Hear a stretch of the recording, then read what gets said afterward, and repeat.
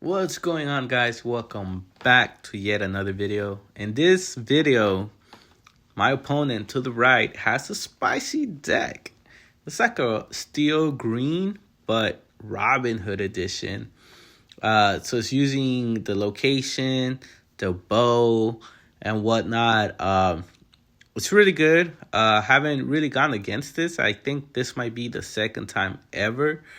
I don't know too much if it got like a boost in this set or if it's going to get anything on the next set, which I don't think so. But it's cool to see these time of theme decks, especially when you go to a locals and you do pretty good with it. I think that's really great. I'm still using the DK piece list. I think moving forward, I'll be using something else, something that I might be running in set 7 since Arcasia's Island is really close and it's around the corner. So I might move away from the DK pieces. I might do different colors or maybe a more traditional approach to Ruby Sapphire, just because I think it did get a good amount of boost and it might still be S tier. We'll have to see as the meta develops, because I think in the first week or so, hyper aggro or a form of aggro, it's everywhere. And so we'll see what deck I build. What kind of deck are you guys looking forward to?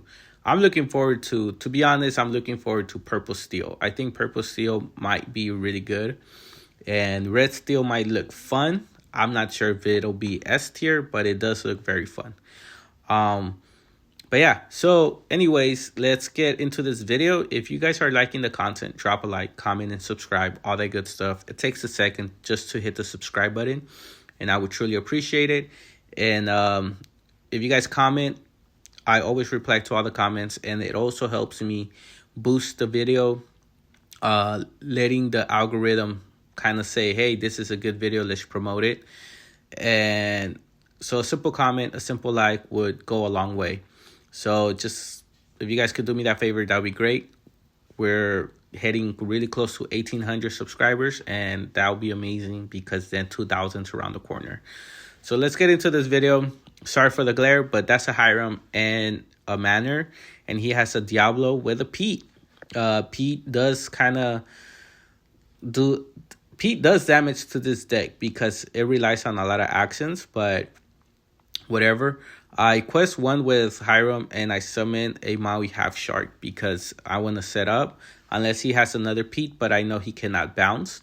So he does damage to my Hiram, which, honestly, I was a little surprised.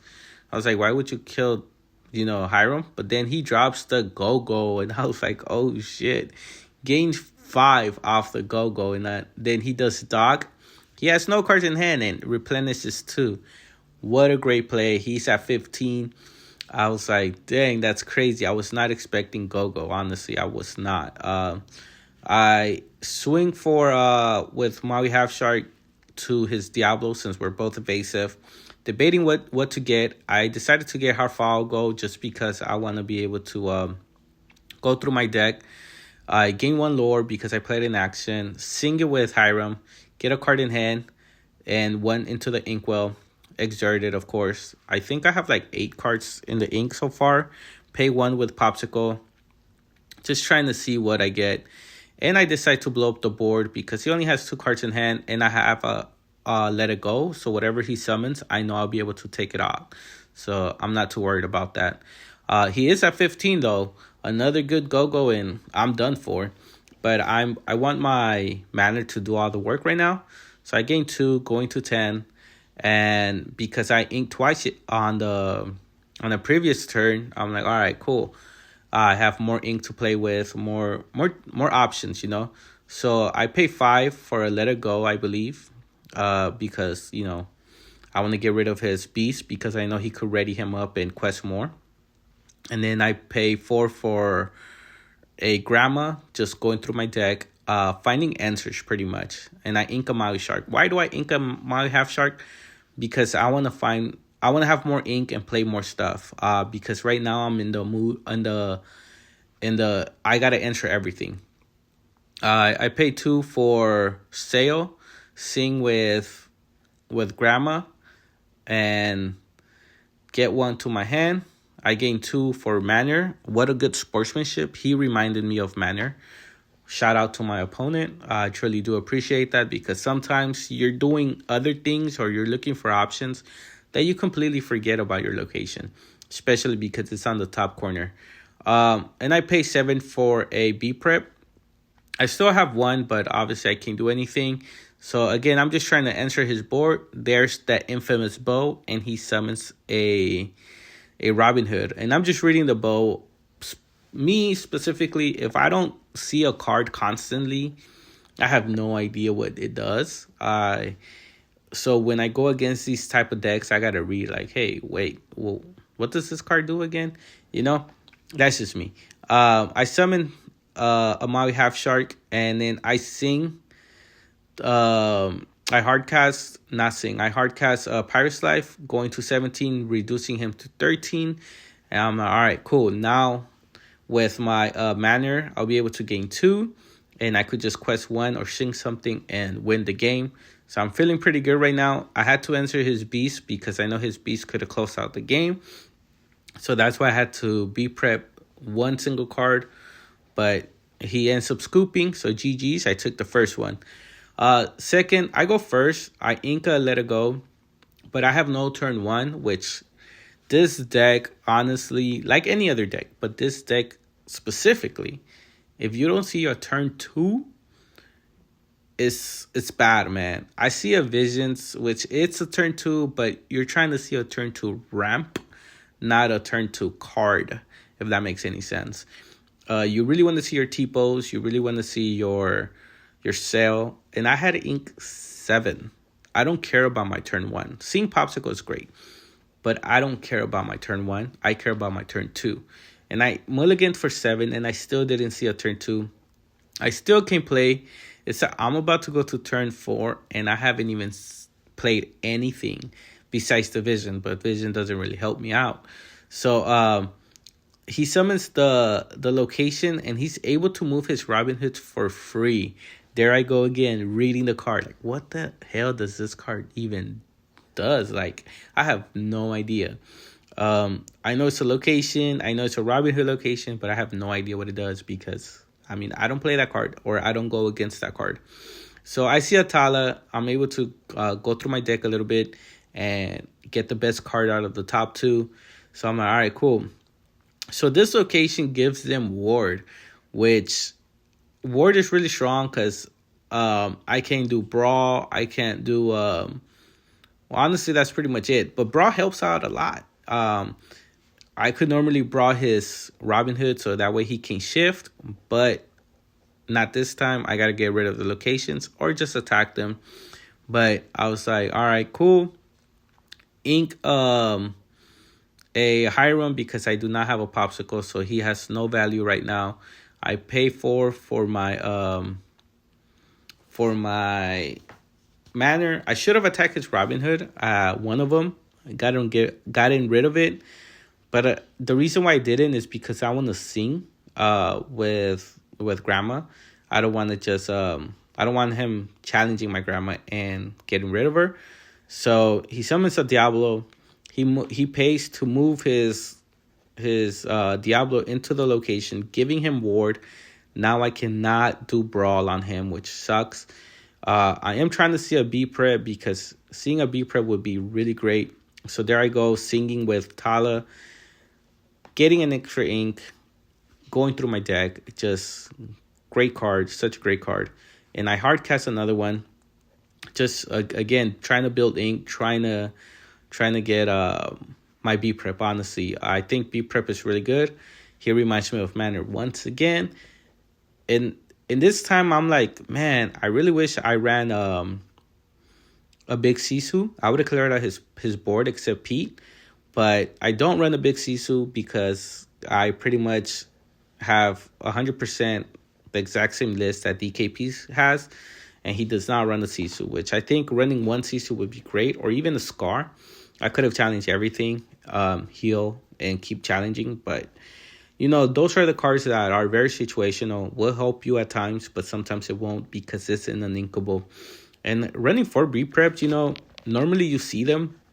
So far, I haven't seen any, and I do have enough ink to pay to clear out his board. He's at 8, I'm at 2, but he has a lot of cards. He shift, taking out my Tala, gaining 2 Lord because of Robin Hood's effect, and I think he's just quest on. And I'm like, dang, like, I really need to see B prep, like, no matter what. I think I have a Visions, which I feel good, but I don't know if I have enough to pay for Vision and then pay for B prep. His P keeps attacking my Manor, which already has 6 damage, and then he pays that Stitch card that readies him up, and he attacks it once again, getting rid of my Manor. That Pete put in work, and I pay 2 for Visions, looking for the B prep, and I'm like, dude, I cannot find B prep. Like, where is my B prep? I am running 4 of them. 4, not 3, not 2, not 1. 4 of them. B prep would be great because he only has 1 card in hand. I will wipe his whole board. Yeah, his location would still be there, but that's not much of a threat for me. It doesn't gain any passive lore. If it did, that would be crazy. But I'm debating what to get. I was trying to get a Pirate's Life just to bring him back down a little bit. But honestly, right now, I don't think it's a good call. I do want to get Maui too, but his location has 7 defense, not 6. So I'm like, I still can't take it out, but I can take out his Robin Hood, which is questing for 2. And I'm debating what to get. I think I ended up getting maybe Maui. I ink for Goofy.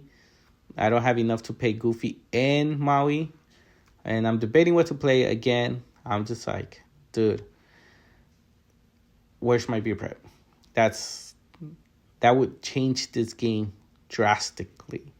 And this is at locals at Wildcard on Tuesdays at 7 p.m. I think this time it was like 20 players, which is like an average Tuesday night. So I take out his Robin Hood.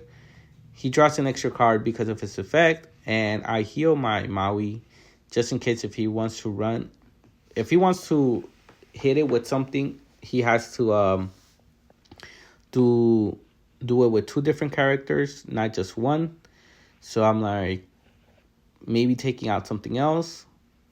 He quests for 1. He does 2, I think 1 damage to Robin Hood by exerting, which I'm like, damn, I was not counting on these crossbow Robin Hood kind of deck. He readies it, does another damage, and I'm like, dude, he's popping off, and I need my B prep right now, not in 2 turns, not in 3 turns, like right now. It sucks. I had a really bad start. I had to reread the card like 5-6 times. Again, I'm like, what the hell does it do? I have ink, but I'm trying to see a B prep really, really bad. I thought only those 2 characters were on the location, but he's like, no, all 3 of them. I'm like, all right, cool. So I pay 4 to hardcast a Let It Go. I know I don't have enough to pay B prep, but I'm like, okay, I think I can survive 1 more turn. Let me see what I can do. Because he's only questing for 3 next turn. So I pay I ink Brawl because everything has a ward for a super goof, taking out one of his characters, gaining 2 lures, and only letting him pretty much quest for 2 instead of 3. Trying to survive as much as I can, because once I B prep and he doesn't have many cards in hand, I'm able to to be able to come back, because that's what this deck does. With Pirate's Life, with Manor, it just comes back. He quests for 2, going to 15. He's deciding how many ink he has. He has 6, and he goes to 18. And I'm like, Go-Go's so annoying, bro. Like, I thought I did something with Super Goof, but he was like, yeah, you did something, but I did something better. And I'm like, this is crazy. So I challenge his Pete. I know I don't kill him, but I want to get rid of my Super Goof. I finally see B Prep. It might be a little too late because he has 18 and I'm barely at 6. Having a manor right now would have been sick, but I don't have a manor because I have enough to pay. I have no 4 drops, which is ridiculous. He summons his beast and he pays 2 to put it in the location. I read it again. I thought it only gives ward to his Robin Hood characters, not to every character. And it's every character that's on the location. I have a let it go. I'm thinking, okay, I can banish anything he summons, but he pays to play it on the location. I should have taken out the location long time ago, but I didn't. And I passed for turn. Because I'm thinning out my deck, I'm seeing my B preps a little bit more consistently now. But he does have 2 cards in hand, so I need to be able to 3 cards in hand actually. I need to be able to enter everything he summons. He doesn't have a lot of ink, but enough to keep him alive. He pays and moves his Jafar into the location. And I'm like, dude, I need to answer both characters because that's 20. And he's on the location, and I'm like, okay, I got to read the cards, man. That's just me. I pay 5 for Maui, doing 6 damage to his location, and being able to get rid of his Pegasus, not allowing him to quest for all the way, and he could get to 19, but not 20 this turn. So I'm like, all right, there's still a chance, you know. He pays 2 more to summon, and I'm like, dude, why? And he's able to pay to move them to the location. I can get rid of his location, but I cannot get rid of everything. I pay 5 for visions, hoping I see another B prep. This B prep would have been phenomenal because he literally has no cards in hand. He crosses his hand, hoping I do not get the B prep, and I did not, unfortunately. I did have enough ink to pay for everything. That would have been great. That location did kind of, screwed me over. I should have gotten rid of it a long time ago. I think a character with ward is really, really strong. And I don't know. I ignored it. That was my fault. But it's looking like a GG for my opponent. So we ended up drawing 1-1. Nonetheless, it was a fun deck to go against. Trying to look for the B prep, just singing, just going through my deck. But it is what it is. You win some, you lose some. Learn from your mistakes. And I do see B prep. Look at that. I do see B prep. But I got to answer everything. And he summons that Bruno card or whatever it's called. And again, I'm reading it. It's a card that I don't really see. I'm reading everything. And I'm like, okay, it could change a little bit, but not by a lot. So I pay for Maui Half Shark, and I get rid of his location finally, but no manor in sight. Diablo, and I need to answer Diablo, but I only have a Super Goof, and I don't get anything to answer Diablo. GG's, drop a like, peace.